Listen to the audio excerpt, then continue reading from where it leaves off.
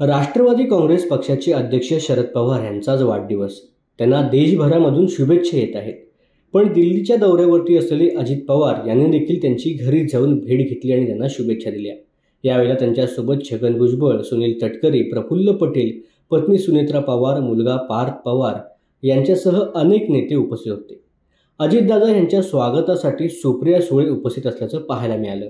सुप्रिया सुळे यांनी सर्व नेत्यांचं स्वागत केलं. सर्वांनी शरद पवार यांना शुभेच्छा दिल्या. शरद पवार आणि अजित पवार यांच्यामध्ये साधारण अर्धा तास चर्चा झाल्याचं देखील पाहायला मिळालं. या भेटीनंतर शरद पवार आणि अजित पवार यांच्यामधील राजकीय भूमिकेमध्ये काही बदल होणार का, याकडेच आता सर्वांचं लक्ष लागून राहिलंय. त्यातच भेटीनंतर शरद पवारांच्या घराबाहेर पडल्यावर अजित पवारांनी, आमच्या सर्वसामान्यांपणे चर्चा झाली, राजकीय विषयावरती आमची चर्चा झाली नाही. पवारांची विविध विषयांवरती चर्चा झाली, राजकारणापलीकडेही आमचे संबंध आहेत. मी आज त्यांना वाढदिवसाच्या शुभेच्छा देण्यासाठी आलो होतो, असं मत प्रसारमाध्यमांशी बोलताना व्यक्त केलं.